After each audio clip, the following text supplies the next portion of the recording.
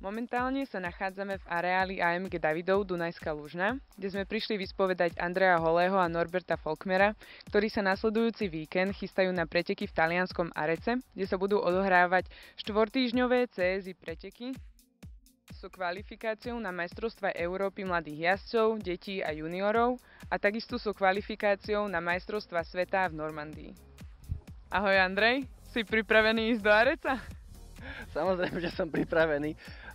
Pripravovali sme sa na to dlhodobo, celú zimnú prípravu sme vlastne venovali predovšetkým týmto pretekom, sú pre nás veľmi dôležité.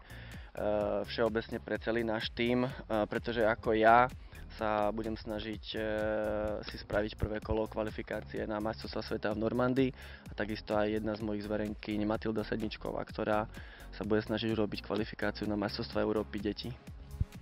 A kedy sa chystáte na tie preteky a ako dlho tam budete? Budete tam celé 4 týždne? Vlastne je to seriál štvortýždňových pretekov. My absolvujeme len prvé 2 týždne, kvôli tomu, aby sme tie kone nezničili hneď z úvodu sezóny. Odchádzame zajtra a vlastne prvé kolo už bude budúci víkend. A aké máte ambície pomimo vás dvoch, teda z tej kvalifikácie?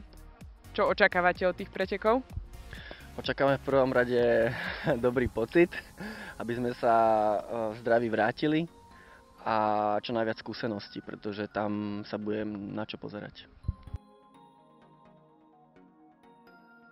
Kvalifikácie sú určite aj inde, prečo zrovna tam? Arezzo je jedno z najlepších jazdeckých centier v Európe a sú tam vynikajúce podmienky jednak na šport a takisto aj na vzdelávanie či už samého seba alebo aj mojich zverencov. A koľko tam bereš vlastných koní? No, ja osobne tam berem 5 koní, 2 mladé, s ktorými budem chodiť Youngster Tour, 2 kone do stredných súťaží, možno ma prekvapia a ten ďalší týždeň budem chodiť tie súťaže najvyššieho stupňa a najväčšie nádeje vkladám do tu 15-ročného Čenta, vlastne s ktorým by som chcel každý týždeň ukončiť súťaž Grand Prix.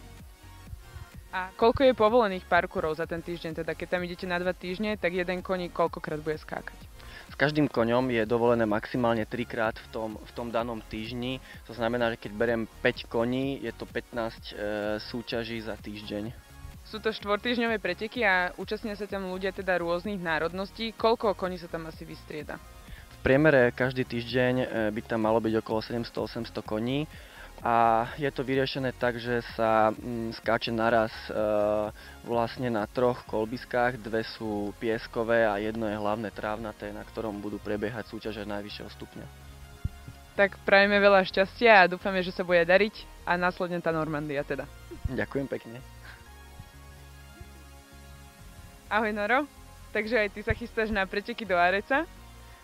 Aké kone tam bereš? Ahoj Peťa, takže chystám sa tento rok poprvýkrát. Berem tam Atosa a ešte ďalšie 2 mladé kobily. A čo s nimi budeš skákať? Atos by, teda keď sa nám podarí a kvalifikujeme sa do Grand Prix, tak by sme chceli absolvovať tie najvyššie parkúry, aké sú tam, kvôli tréningu na majstrovstvá Európy.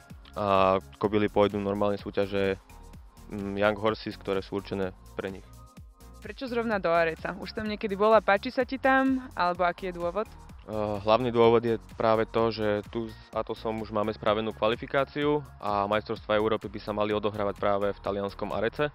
A ďalší dôvod je, že z každej strany a všetci známi Areco viac menej chvália, že to je výborný plac, sú tam výborné preteky a chceli by sme zažiť tú atmosféru.